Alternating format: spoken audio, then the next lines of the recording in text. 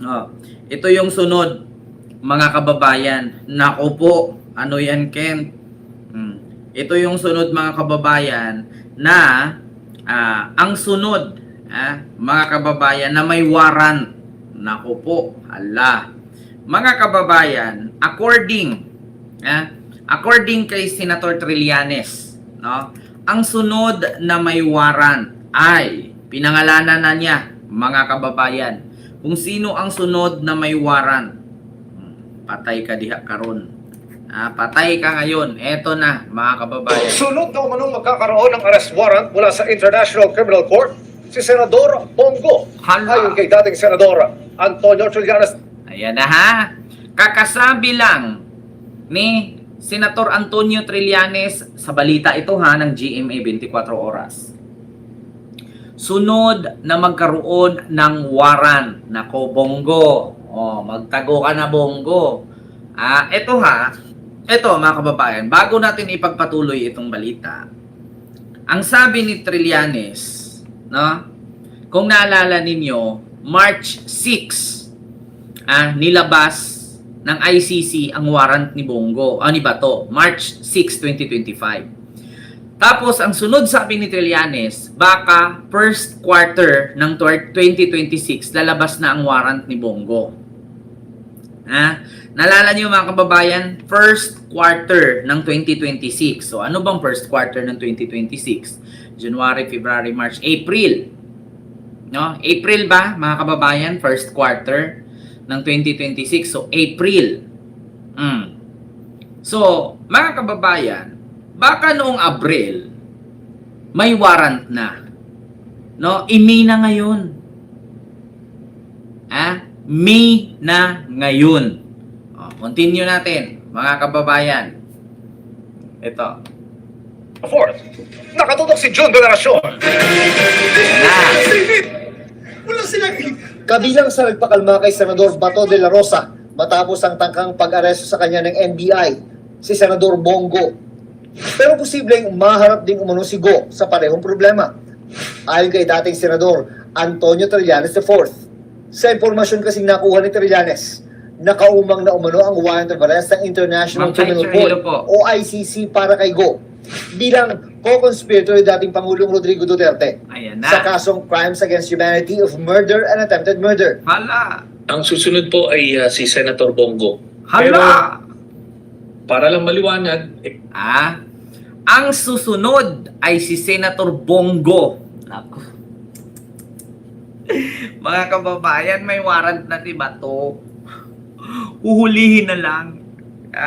Sabi nga ng PNP, ready na sila to serve. Inaayos lang. Tapos ang susunod ngayon, si Bongo. Ala! ito ay baka medyo buwan pa ang binibilang natin. Dahil Hindi man tiyak kung kailan nakasisiguro si Trillanes na magkakawarrant din si Go. Sabi ni Trillanes, inireklamo si Go sa ICC dahil nung kasagsagan ng mga extrajudicial killings. Si Go umano ang tagabigay ng reward sa bawat assassination bilang leader umano ng Special Operations Group ng National Death Squad ni Duterte. Ito yung pagbabayad or pagiging accountable. Kung namamayagpag sila, wala silang pakialam sa buhay ng Pilipino. Pero ito na, singidla na ito. Maliban kay De La Rosa at Go, posibleng ma-issuehan dito ng ICC warrant si dating PNP Chief Oscar Albayalde, sabi ni Trillanes. Sinusubukan pa naming makuha ang pahayag ni Go at Albayalde. June Veneracion, nakatutok.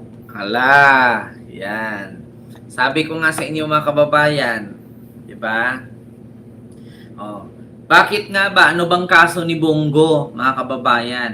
Si Bongo po, mga kababayan, ay nireklamo po kasi siya ang taga-abot ng reward money. Nako po, mga kababayan. Reward system. Bongo. Ayan mga kababayan. Pakinggan ninyo Sinabi mismo ni Bongo yan. I think he will personally. Ito, mga kababayan. Wait lang. Reward system na sinasabi nila ngayon. Masyado pong baseless sa wala pong reward system Mhm. na sinasabi nila ngayon. Masyado pong baseless sa accusation po ito. 3 milyong piso. Yan ang pabuyang ibibigay ng Administrasyong Duterte sa mga makakahuli o makakapatay sa high-profile drug lords. May patong din sa ulo ang alipores ng mga drug lord. Kahit mga alagad ng batas na sangkot sa droga, wala rin daw ligtas. Sabi ko ilagay kita dyan, pero sa isang kondisyon. Na kung may ahente ka, you have an agent na nakakalat into drugs and it comes to a fight, I want you to kill him personally. I want you to do the killing. Kasi sa iyo ko ibigay yung 3 million. I'm not saying that you kill them, but the order is dead or alive. Nabanggit rin po niya, nandiyan po rin po yung reward na kanyang sinabi noon. 1 million po sa mga ninja cops, patay. Pag buhay, ating million lang po. Pag lumaban, 2 million. Additional motivation on their part yan. Kasi tatanggap sila ng pera na galing sa drugs. Ang police hindi naman yung bounty hunter na talagang hindi naman yan tawag yan yung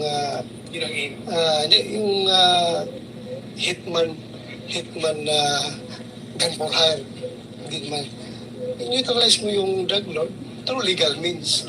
Kaya nga sinabi, dead or alive. Kung lumaban, mas maganda yung patay siya. Kita niyo. Reward system. Nabanggit rin po niya, nandiyan po rin po yung reward na kanyang sinabi noon.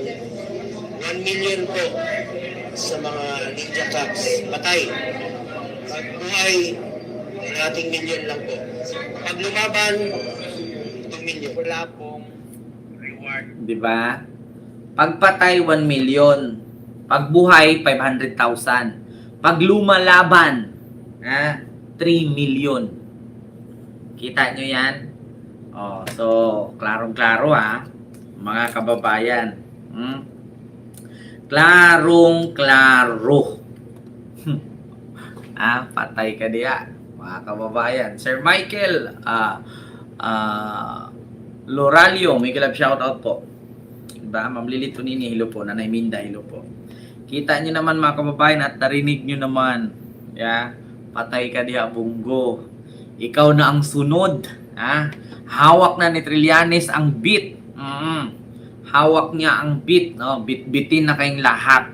Hindi ba, Sir Jericel Puno, Nanay Minda. Ma'am Erlinda, hello po.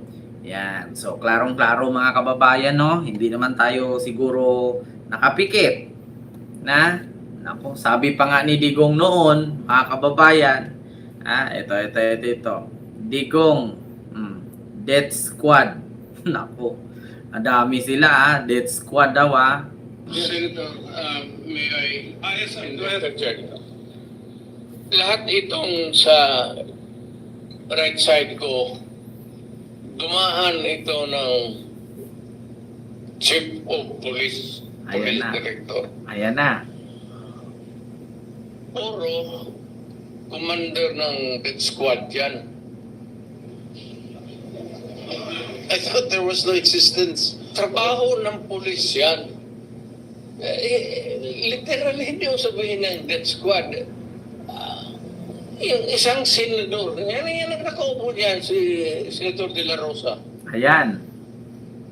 Death squad rin yan. Patay. Because they were Inamin. police directors handling the controlling crimes in the city. So pag sinabi mong death squad, it's a very loose term na ginagamit mo lang parang gano'n sila. Lahat yan sila, ikaw ito, si Danaw, ayan o. Nagdadasal kasi sa kasalanan niya siguro. Magkano bang ilan bang pinatay mo? Dumaan yan.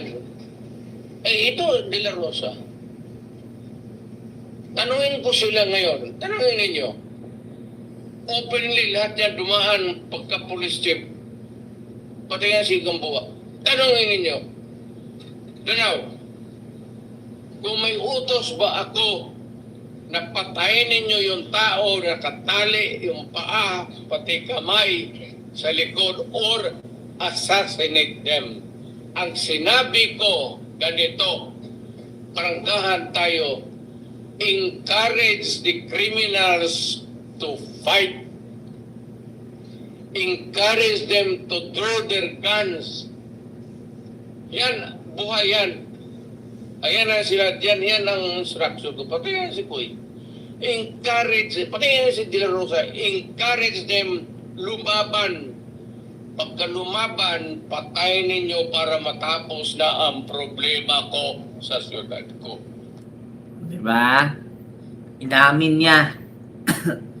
Encourage them to fight para may rason tayong patayin sila. Alam nyo na, mga kababayan. So wala na. Andun na lahat. Inadmit na, admitted na. Inamin na. So, ayun, nandun na siya sa dahig. Diba, Manjay Chair? Sir Jerry Silpuno. Andun na siya sa dahig. Susunod na si Bato at si Bongo. So, yun lang mga kababayan. No?